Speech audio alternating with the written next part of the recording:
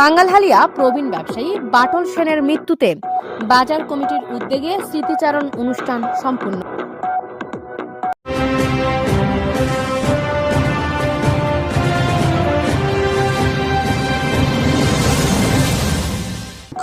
Desk report, Rangunia news. আপনার যে কোনো তথ্য, মতামত ও বিজ্ঞাপন দিতে স্ক্রিনে দেওয়া নম্বরে যোগাযোগ করুন। চলুন শোনা যাক আমাদের প্রতিনিধির পাঠানো রিপোর্টে বিস্তারিত।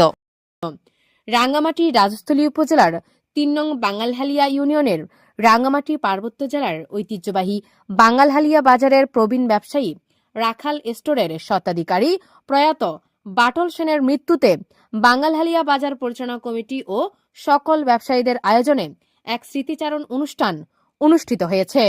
গত বুধবার ৩১ ডিসেম্বর সকালে বাজার মাঠে বাজার পরিচালনা কমিটির অর্থ সম্পাদক প্রিয়লাল দত্তের সভাপতিত্বে এই স্মৃতিচারণ অনুষ্ঠান অনুষ্ঠিত হয়। আয়োজিত অনুষ্ঠানে প্রধান অতিথি হিসেবে উপস্থিত ছিলেন সাবেক উপজেলা চেয়ারম্যান বাজার চৌধুরী থোয়াইসুই খৈমার মা।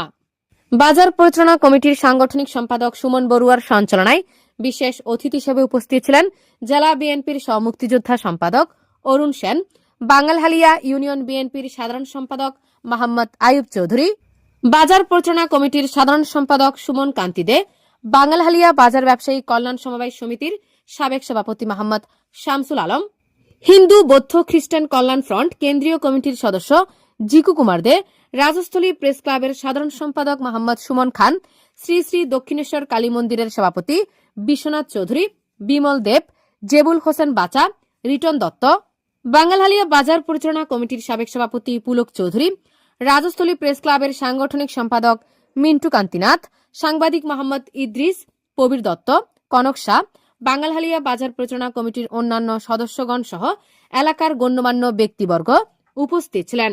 অনুষ্ঠানে বক্তারা প্রয়াত বাটল সেনের বর্ণাঢ্য কর্মজীবনের স্মৃতিচারণ করেন এবং তাকে একজন সৎ, পরিশ্রমী ও মানবিক ব্যবসায়ী হিসেবে উল্লেখ করেন।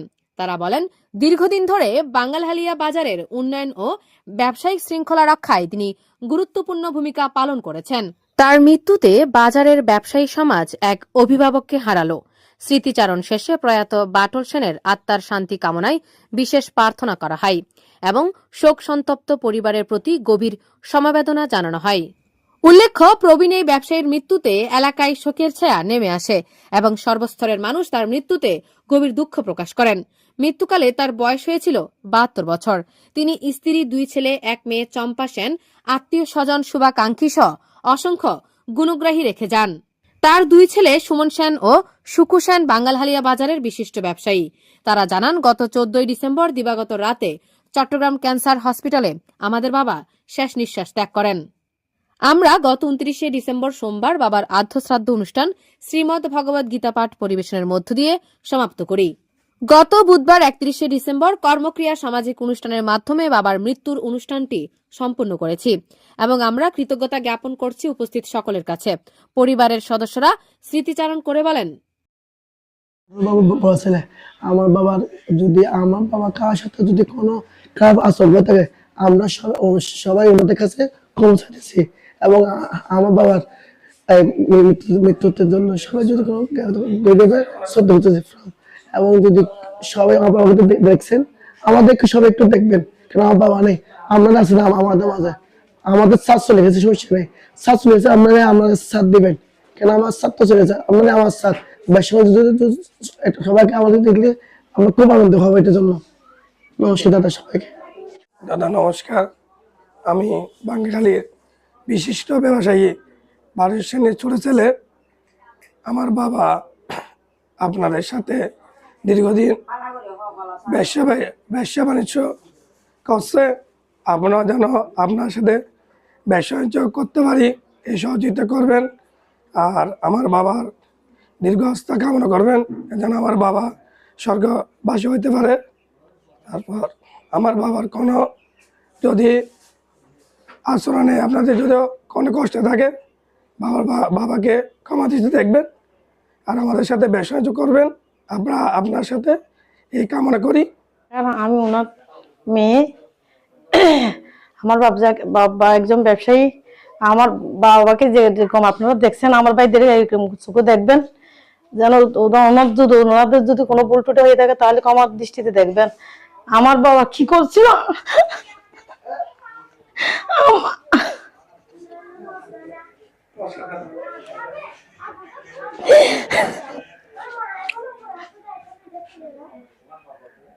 আমার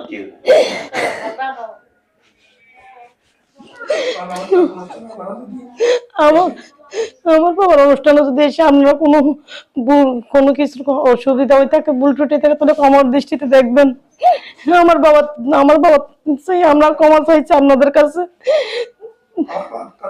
আমার বাবার আত্মার জন্য আপনারা দোয়া করবেন। নমস্কার। আমার দাদু মানে পড়াশোনা আমাকে অনেক সাপোর্ট করতো। আজকে আমার আমার এতটুকু বড় হওয়ার পিছনে আমার দাদুর অবদান, আমি সেটা একদম জোর করে বলবো। আমার দাদু না থাকলে আমি জীবনে কিছু করতে পারতাম না, কোনোদিন কিছু করতে পারতাম না। আমার দাদু যদি কোনো ভুল ত্রুটি হয়ে থাকে, সবাই আমার দাদুকে ক্ষমা করে দিবেন। আমার দাদুর আত্মার আমি শান্তি কামনা করি। নমস্কার সবাইকে।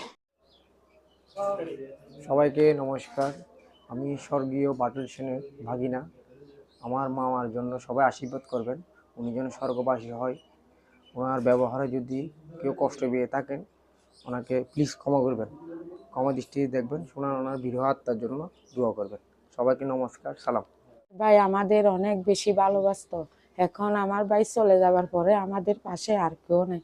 মনে করেন আমার ভাই যেরকম করতো, আপনারাও আমাদেরকে এভাবে দেখবেন, আমার দুই ভাই পুতকে দেখবেন। শান্তি হইবার জন্য একখানা সবাই কাছে অনুরোধ। আসলে আমার বড় বোনের জামাই ছিল আমাদের পিতার মতো, আমাদের মাথার ছাদ।